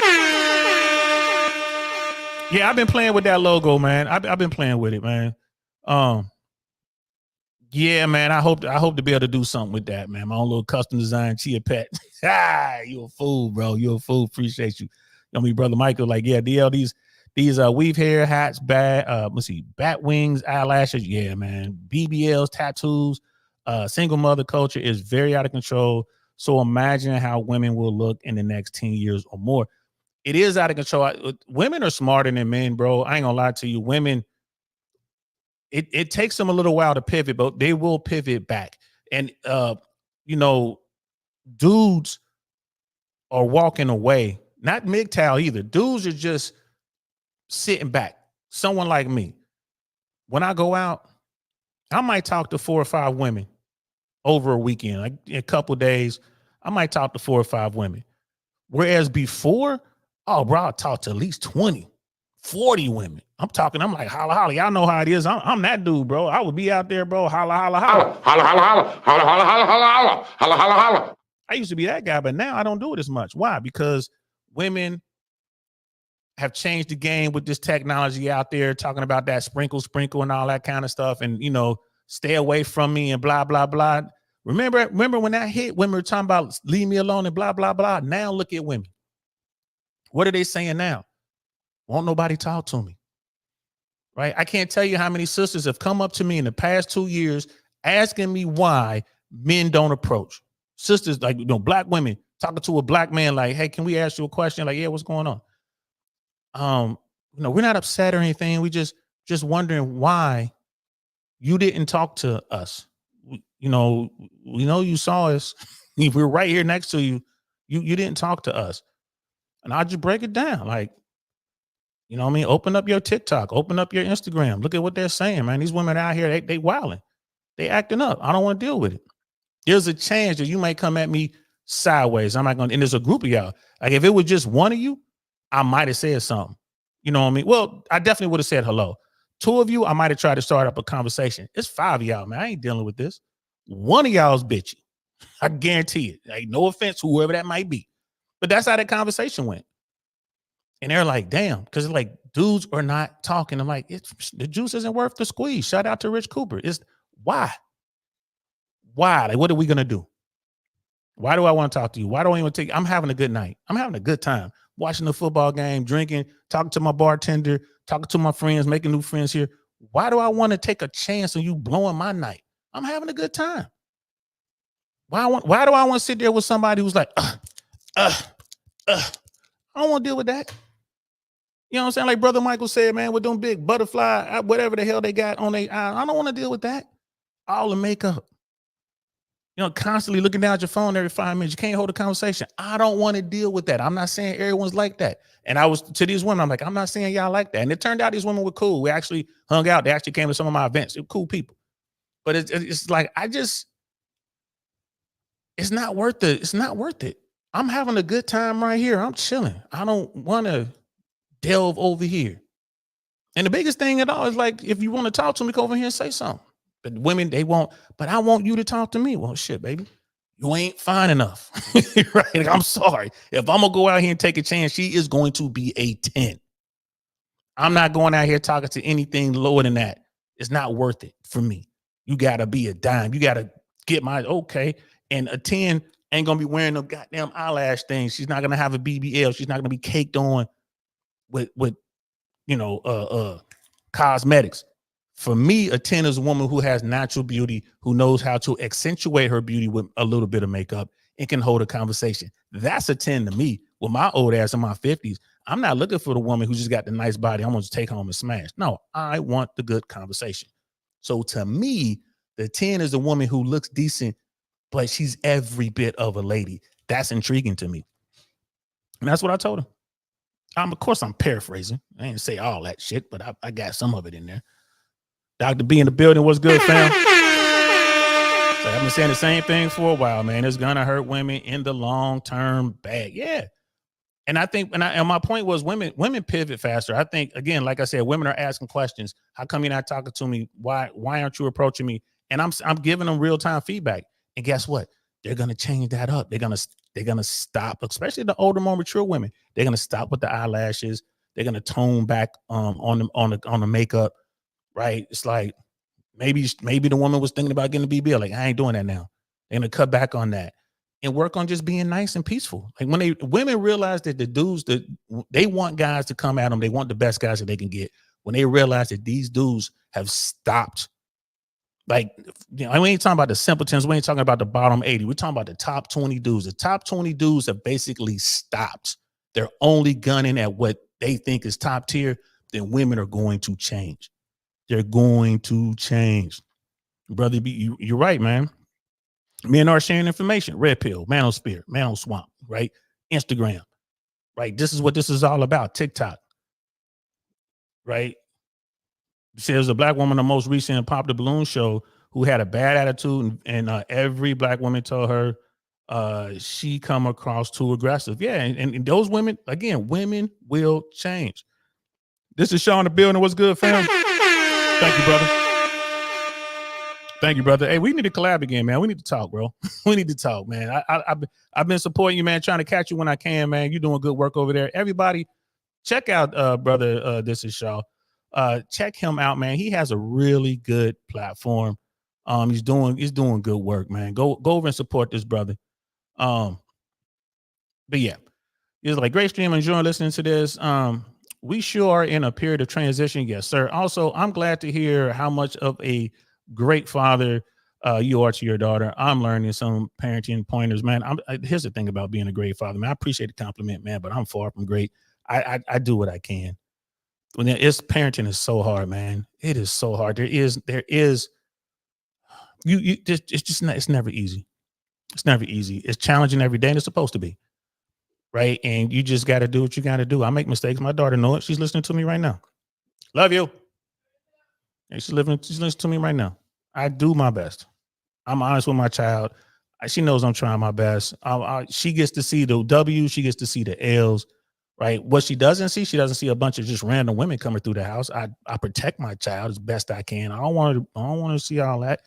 But at the same time, when people give me these compliments, they're like, "Oh man, you're a great dad." I don't know. It's really difficult. Right? Because you're just not going to be able to give them everything that you want. There's just certain things you just can't get them. And it sucks. You feel me? It sucks. But you don't get to quit either. You can't sit back and feel sorry for yourself. You just push forward and do the best that you can do. That's what you do. You learn. I learned from the way that my parents raised me and my grandma and my aunties and uncles. Man, I took all that, the good, the bad, and the horrific, right? And I tried to condense it down to a process or to my game, my parenting game, to where my daughter could get the most out of it. That's what I try to do, man. So I appreciate the compliment, man, but it's hard. It's hard. It's like, I'm just here to tell you, bro, but it's, but I get to sit back every day and I get to watch my little baby grow, man. She's trying to be as tall as me. And I keep telling her, quit growing. She's getting so tall. And, hopefully she's practicing her trombone for that solo. Yeah, I'll be laughing. She's listening to me right now. She's down there probably eating on her tacos. But I get to sit there and listen to her play her trombone. I can't wait for her first solo. Yeah, I just love those things. We wish we could do everything perfect as parents, man. We really do. But we're gonna make mistakes, and guess what? That's life, isn't it? And maybe I can teach you that. She can look back and she's like, well, my dad did his best. My mom did her best. I get it. They love me. They're doing everything they can for me. There was some hiccups along the way, but you know what? At the end of the day, I know my dad will put somebody in the ground if I ask him to. Right. So maybe that's a good thing. Yeah, my dad got plenty of them things. I know somebody get out of line, he gonna take care of that. Right. She know that. I know that because we had that conversation. I know that for a fact. So, but it's hard, bro. It's hard. And I think that's the problem with our society. Everyone thinks everything is so easy. They think it's just gonna come to them like it's like that. Man, this shit is hard, bro. This shit is hard, and life is hard. You know, I'm never gonna tell my daughter like, "Oh, it's easy. You're gonna be great. Don't worry about it. Just do this, this, and this, and everything's gonna be fine." Nah, this shit's hard. This shit's hard. Viking Paradigms in the building. What's good, fam? Yeah, he's like that. And Dr. B is saying on that Pop the Balloon challenge, she's like that black woman who she got pretty hurt. Started to go off on all the dudes, and at the end, she did not get a match. Of course, she didn't. I've never watched one of those from start to finish. Red One's in the building. I ain't seen you in a minute. What's good, fam? Say no more drama for me. I'm done with the BS stuff too. That's the best way to do it, man. Filter that shit out, bro. Filter it out, man. You know, drama's for when you're young. When you get older, man, you want to just avoid that as much as possible. So you see some women coming, bro, and you know it, like, nah, man, it's gonna be some bullshit, bro. Why am I even gonna no. And then when I see a dime come up, I'll talk to her, and it's like, oop, picked the wrong one. I chose poorly. This was a bad call. Get out of the conversation. Hey, nice talking to you. Bye. Get out of the conversation as soon as possible, man. Go back and talk to your people, talk to the bartender, get you another drink, go to another place, whatever. It is what it is. You know what I mean? Yeah. Tens do dress conservative, bro. They don't show their bodies. You know, you look at like Bree, you know, Brianna. That's, you know, I've been covering her content, the Woe Mannequin, right? Say what you want to say about her, but all the videos that I've done, I've reacted to her content. She's very conservatively dressed or wearing sweats or whatever. The only time she even shows off her body if something goes on and she gets up to check and look out the window or get up to adjust something. And even then, she's not like showing off anything. It's not like mad cleavage or nothing like that. Someone like that, I would consider a dime. Like, no, that's a dime right there. And if the conversation is good, like, yeah, I'll talk to her. I'll give her a shot. She's one of those. She's up there, right? She's an 8, 9, 10 all day. I'll talk to her, especially if the conversation is good. But if she comes in there with, like, you know, very revealing outfit on, everything super tight, tons of makeup and all that, nah, I can't do it. Brother Smee was in the building. What's good, fam? What's good, fam? I need to talk to you, bro. Yeah, I'm gonna hit you up. I gotta holler at you, bro. I got some information I need to share with you. But yeah, man. You know, man, you know. And yeah, like the single mom thing, I'm older. It is what it is. You know, people ask me about that. Like, well, how do you handle the single mom thing? I am older and I'm a single dad. So my rule is simple. I'll mess with a single mom so long as her kid are, you know, older than my child. I mean, my child's age or older. If they're younger than her kids are younger than my kids, we can't really do nothing. I mean, outside of the physical. I mean, you get that with single moms too. Like, you'll have a single mom who's just, her schedule is just crazy tight. She digs you. You got good conversation. She's feeling your game. And trust me, she knows you run a game. She likes your game, and she'll be like, all right, look, my schedule is very tight. I got small windows here and there. I would love it if, you know, I mean, if I can come see you when I get those windows and we can do grown up stuff. Because a single mom will tell you the truth. Like, I ain't looking, and they'll tell you, like, man, I ain't looking to go to the movies either. Like, okay, you trying to come over here and get some stress off? Like, that's exactly, I need stress relief. I used to have women who would text me that, like, stress relief, ? I'm like, come through. Because that's all it was. Like, shoot, they tell me when they free. Like, I'm home, come through. I got a window. They come over, get their stress relief, and they go on about their business. But if their children or children is like the same age as my child or older, then, you know, I might sit down and consider, you know, like the traditional dating kind of thing. Like, all right, I might even try to holler at you. But, and think about it, my child's almost grown. So anything younger than that, I don't mess with. It's just fun. Brother Jacob's in the building. What's good, fam? Yeah, we definitely gonna have to collab. Brother Pablo's in the building. I see. He's gonna catch up with everything. I'm definitely gonna show every text, man, every comment. I won't be able to read them all, but I'm definitely gonna show them all. Definitely support Brother Shaw. He's doing some good work over there. Brother Michael, like, if I have a daughter, I will not allow her to have weave hair, no makeup. And no Daisy Dukes, definitely no tattoos. Yeah, man. I mean, it's one of those things, man. That sounds great on paper, and I'm with you. My technique is we talked about it. I'll point stuff out like, hey, you see, you know what I mean? You see that lady, you see her hair, you see her outfit, you see this, you see that. What do you think? And we talk about that. Like, I don't think that's appropriate. What do you think? And then my daughter, like, yeah, I agree. I don't think you should wear stuff like that. So at least my daughter's thinking about it. As far as tattoos, we already talked about it. You can't have any tattoos until you're grown. As long as you live with me, you can't have tattoos. It's just not a good look. We talked about dressing provocatively, like you don't want that kind of attention. We've had these conversations, 2-3 years ago. My daughter has good hair, right? So I ain't got to worry about weaves and wigs. My daughter has beautiful hair, even though she be getting it painted sometime. We talked about that. Oh, she back in her room. She can't hear me fussing at her.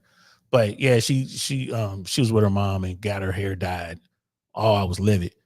But she ran her game. She ran her play. I didn't say she couldn't get it dyed. So after she did that, I went and made a list of things, do's and don'ts. Here are the don'ts. Right here are the don'ts.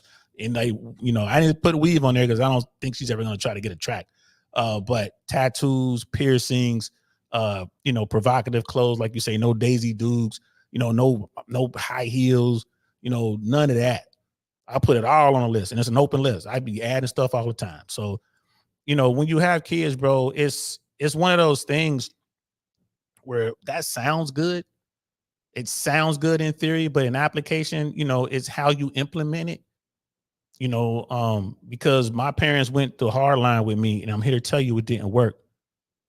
They went the hard line. I mean, straight up discipline from both houses, grandma, the aunts, everything. And guess what? We were out there doing shit so bad that there was a police task force out looking for us for some shit that we was doing back then. Right. So I knew like the heavy hand doesn't work. Right. That doesn't work. So I'm like, I've used the heavy hand when she was really young, but as she grows, it's like, let's talk about what's going on. Let's talk about consequences. This is what's going to happen if you do that sort of thing. And now that she's, become a teenager, she's going to be legal age here pretty soon. I think that works better because, bro, I came from a strict home and we were gangsters. All of us, me and all my cousins, bro. Like we broke, I'm talking felonies, bro. We were committing felonies. Fuck, bro. We were like 12, 13 years old committing real felonies. So it is what it is. Like for the compliment thing, is it also you think that the standard should be set to level? I don't know, man. Like, it's just with compliments, when people say stuff like that, man, I know what they mean and I take it and I truly cherish it. I appreciate it. But I like to let people know at the same time that there's no perfection here. There's no perfection. There's no standards at all, man. It's the Wild West, man. Parenting is the fucking Wild West. Base Urkel is in the building. Parenting is the Wild West. Right? There's no book for this. There's no rules to this shit. There's no book. Right? There's no school you could take, even though people would gladly take your money and say, come take my parenting class. That's all bullshit. Right? You have to figure it out on your own. So when people give me compliments, I appreciate it. I just know my shortcomings. I just know where I failed. Like my daughter never got to see, a mom and dad and love, like that interaction. To me, that's a failure on my part. Like, damn, how come I couldn't give her that? Why didn't I, do better? Why couldn't I make this happen? And that's just life, man. You can't make it happen. Yeah, like single mom, recreational use, man. That shit happens, bro. And shit, they be using you as the recreation, bro. A lot of these dudes are like, yeah, she's recreational use only. Like, nah, homie, you are recreational use only, man. She borrowing your thing-a-lang. You know what I'm saying? Red one was like, it was fun while it lasted. Glad I learned it before these end times. And the red pills still shed light on the true nature of females and the serious gaslighting that the world did on us men. Yeah, that's just real life shit right there, bro. That's real life shit. You know what I mean? Like that's good. These single moms, to be honest, and they don't compromise their schedule too much. It's some are messed up, bro. Like it's like women aren't a monolith, bro. They're so all of them are so different. All of them are so different. And like I said, women are constantly changing. getting back to what we were watching here with AMS. I can't wait to hear what the rest of you saying, but I think women will change, and they're gonna point back to this moment in history. They're gonna point to this moment, like this is why women had to change, because the dudes are like, fuck it. Between the big towel guys and the top tier guys who don't give a shit, the top tier guys don't care. They just running their game. And then the bottom 80 guys are just like, I don't even want to try anymore. That means that the women there's no one there. And we haven't even talked about AI and, with the cyborgs, when they get here, oh my God, it's a wrap. It's a wrap. Yeah, please leave a like. Appreciate you, bro. You know what I mean? It's a fucking wrap. Like when cyborgs get here. So let's listen to a little bit more of what Brother AMS has to say. I honestly feel they're gonna do scientific studies on this and say, wow, marriage plummeted, relationships plummeted, sex work increased, profits made by dating apps and using men for resources skyrocketed. I honestly, $1 billion industry right now. Women don't want to fuck you. They want your money on OnlyFans. It's good. Paybacks are coming. Next, guys, this generation of women will eventually grow older. Now they're becoming the Democrat Party. Now they're becoming the drug dealer who was the kingpin back in the day, who had all the cars. Now he's did a bid in jail, and now he's got 2 strikes. And now he's like, if I get caught one more time, I'm never getting out of jail. The Democrats are like, well, now, we need men. We just can't rely on women. We need some men to vote for us too. We need to put some policies in place that even the playing field. No woman should be able to just sue a man and he liquidate all his assets. It's just ridiculous. Y'all guys know it's not fair. The lawmakers have to put something in place that say, woman, if you get caught lying, you on the hook for that lawsuit. That's a fact. That should be law. If you're a woman like that woman who lied about that baseball player, ruined his life, ruined his career, right? Whatever time he was facing for the accusations that she placed on him, for the case that he caught because they came after him, whatever he was looking at, like if he was looking at, 6 to 8 years in jail, if found guilty, that's what she should have to do, especially once you've proved that she lied the whole time. That's what she should have to do. Whatever time he was looking at, whatever punishment that the man that you accused and lied, but you accused him of doing something which was a lie, whatever time he was looking at in the legal system, that's what you should get. Point blank, period. Oh, you guilty, and guess what? You getting this 6 years. You getting the 6 years that he would have got. So yes, and AMS is right. He's like, the Dems going to need men to come back to their party. And in order to do that, they're going to have to do things that men need. But again, the Republicans already got the head start on that, bro. The alimony thing, the caps on child support, DNA testing.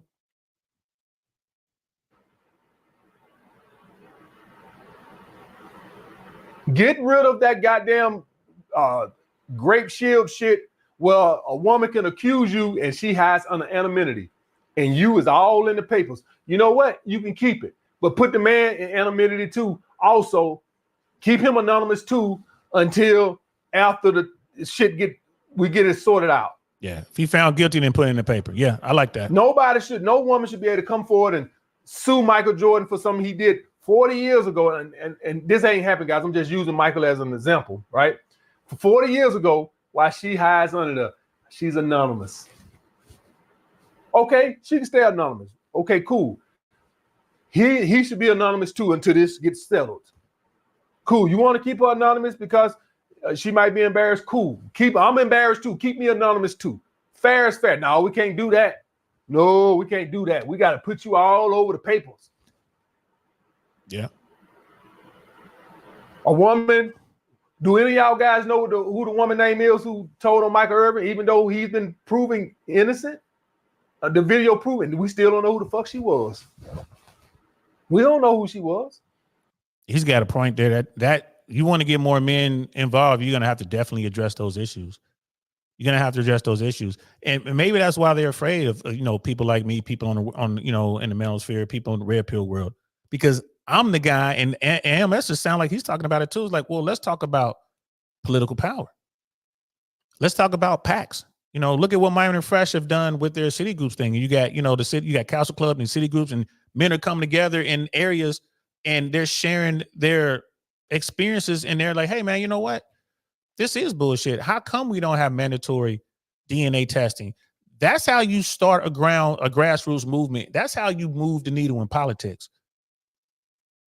And you're talking about dudes with bread. It don't take a lot of money to turn heads in politics. I don't think a lot of people realize that. You can have one event where you're charging $500 a plate and only have like maybe 100 people there. Bro, the politician is going to come for that money, man. You are a player. You are an official player. Right? There's people, I know people just from messing around in the red pill space that I could probably do a political event, $1,000, $2,000 a plate. $1,000, $2,000 just to get in there. And if you got 100 people coming through spending that kind of money, yeah, man, you get any elected official you want to show up. You're going to have to turn them away. You're going to tell them no. You're going to have AOC wanting to be there, right? You're going to have Gavin Newsom going to want to be there. Right? Now you got enough money where you can get Barack Obama to pull up. And it works on the other side too. It works on the Republican side just as well. And the beauty of the red pill space is you got motherfuckers who are liberal and motherfuckers who are conservative that break bread, that hang out. Right now in this chat, you got conservative and liberal people in this chat right now listening to me. So yeah, I think AMS is right. There are going to be some changes. Yeah, I'm with you on that. Like that rule, like that stuff should be kept quiet until, like he said, till it's all sorted out. If you get accused and then you get, you go through the whole process, you go to trial, and it turns out that you did in fact do it, as like proof beyond a reasonable doubt, blah blah blah, and you did it, then yeah, go ahead and announce all that. Go ahead. And she can stay in the shadows. That's fine. But you go through all that and find out that she's lying and just trying to run a play, trying to get money out of you, like that girl did to that Major League Baseball player. Then as soon as the case is over, she does the time he would have done, and you're gonna put her on blast, put her out there. I agree with that wholeheartedly. No, we can't do that. Even though she got caught lying, the Democrats like that. So until they start putting some policies in place for men, they ass gonna stay getting mollywopped, and I hope they ass stay getting mollywopped. And I'm gonna laugh when Donald Trump mollywop their ass.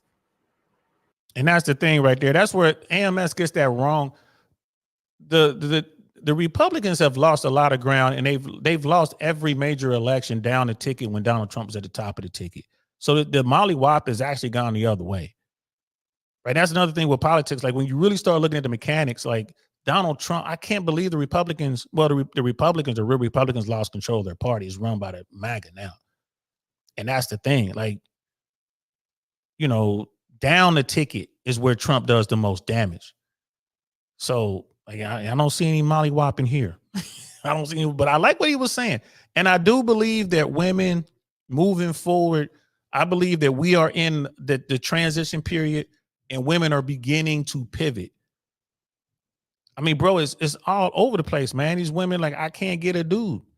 Guys in America, like the passport bros or whatever, got the guys who like to travel. They're out. They're out. They're not even thinking about it, man. They are gone. Like they are out, bro. Right? So American women are getting left behind.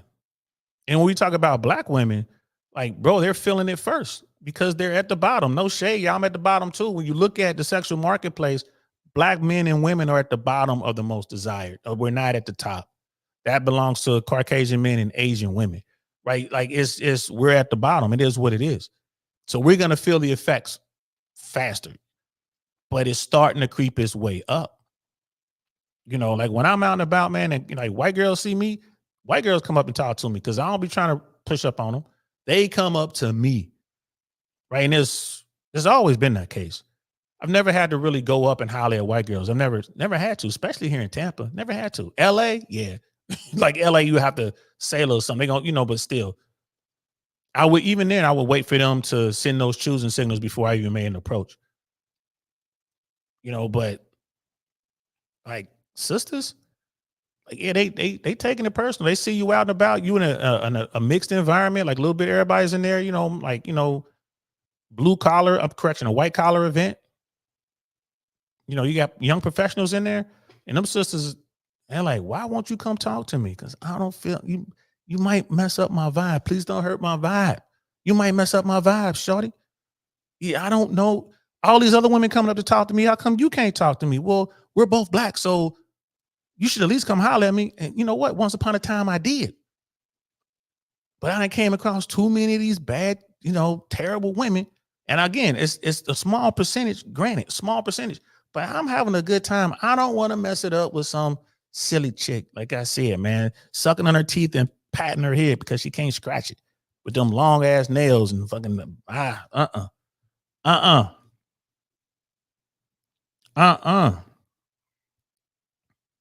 Soulless fool.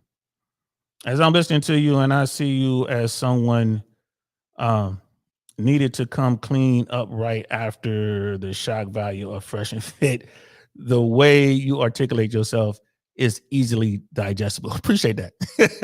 I appreciate that. I mean, dude, it's all tons of people out there, bro. I rock with a little bit of everybody, man. Until you do me dirty, I ain't got no reason to hate on you. You know what I mean? There's a lot on that platform I don't agree with, and there's a lot out on that platform that I do agree with. And there are a lot of people like me who are in that Fresh and Fit world. There's some good brothers over there. There's some good dudes over there. And they, we're the same. It's like, I don't fuck with that over there.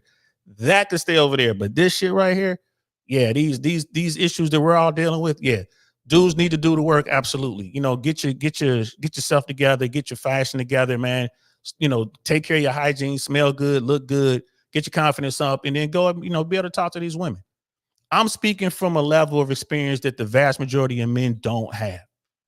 They don't have. Like when women come up to me, like those sisters came up to me and asked me why I didn't approach them, right? There's probably 75 dudes in there that they didn't even see.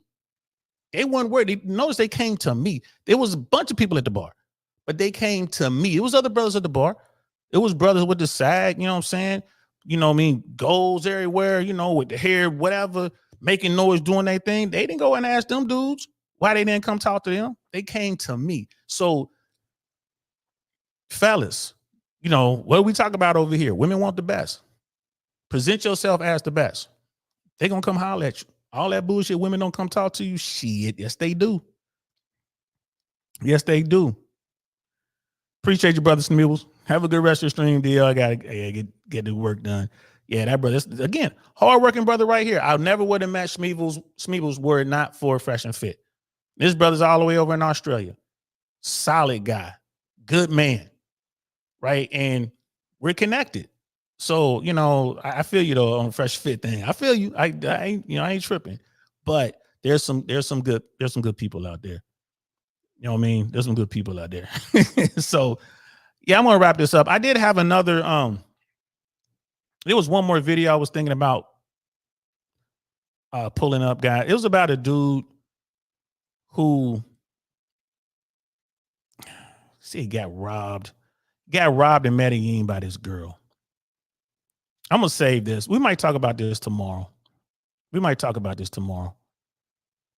Unc got robbed by this woman. Fellas, beware. He was in Medellin. This is a guy who travels a lot. I guess you could throw him in the passport bro category, but he's older. It seems to me that he knows how to travel. But he was just telling a story how he came up on this female and he got her back to the hotel room or the Airbnb or whatever he was staying.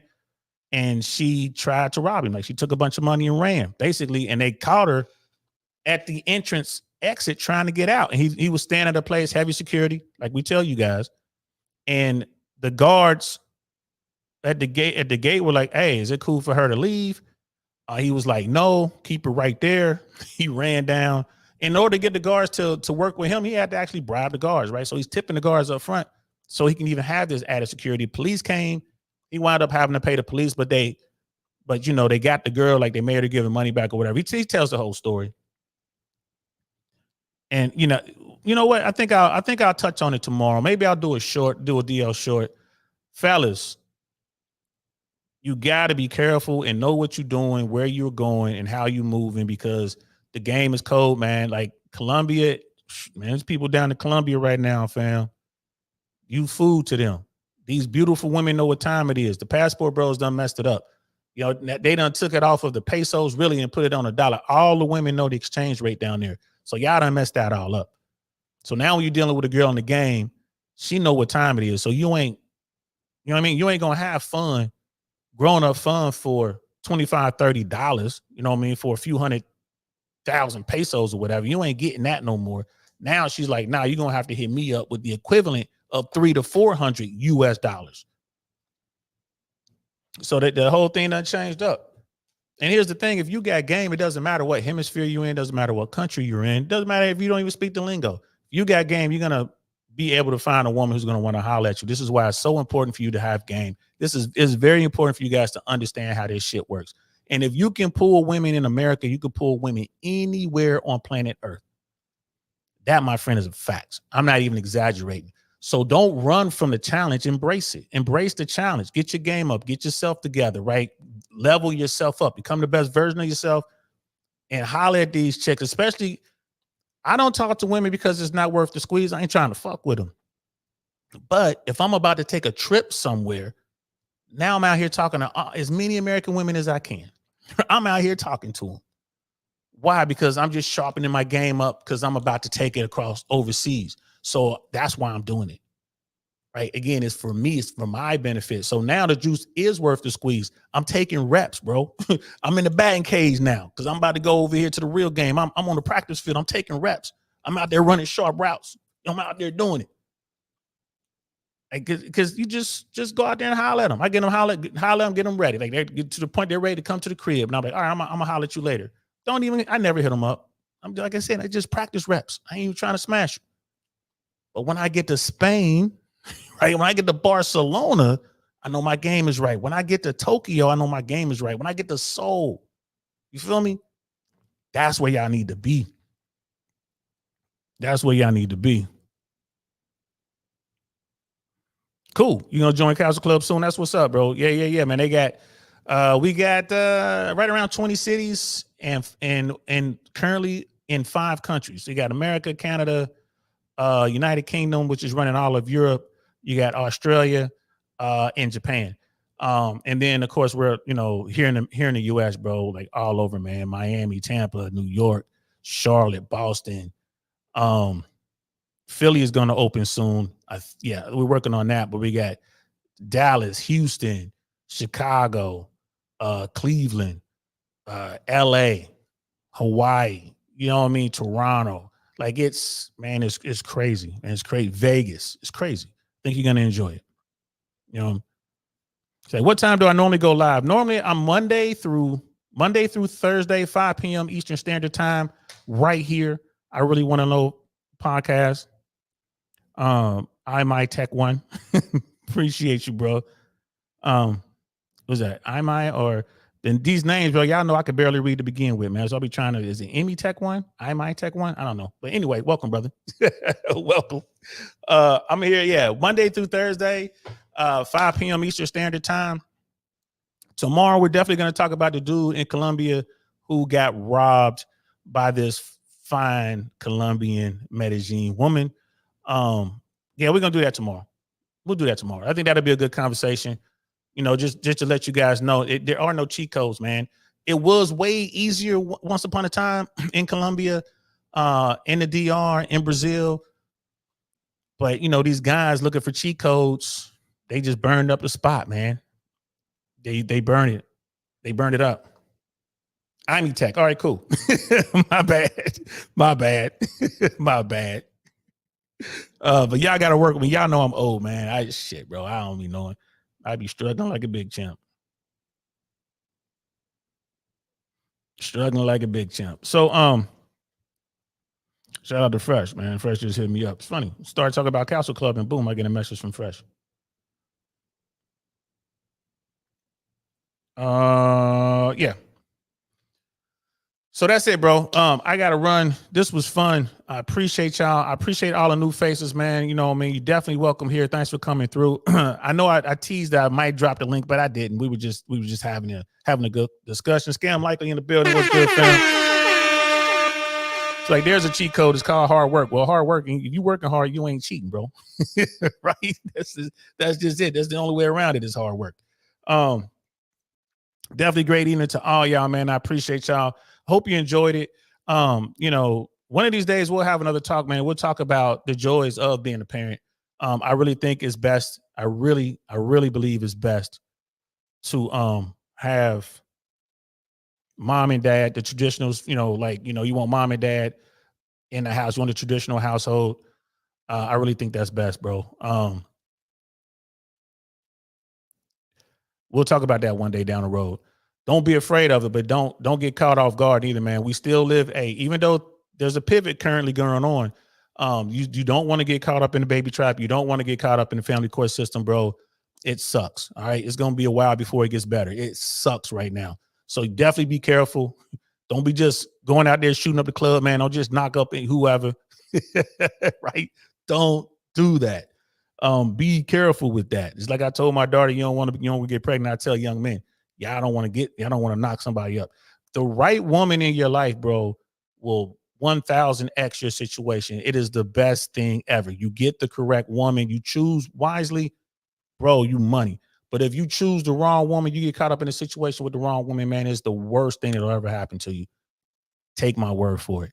The absolute worst thing that'll ever happen to you, bro. Like, I want kids some one day, so I'm definitely going to be tuning in. Yeah, bro, we'll talk about that, man. Maybe next week. We'll talk about that next week, bro. Kids are great, man, but you want mom and dad. You want two parent household. Yeah, we'll talk about that. We'll talk about that, bro.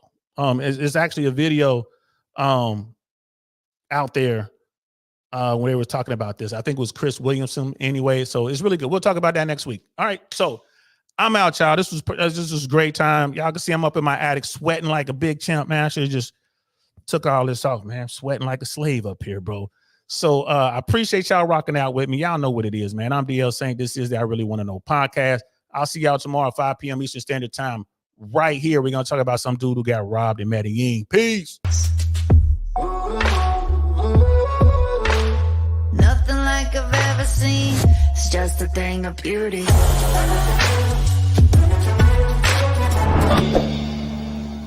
Darn, that's the end.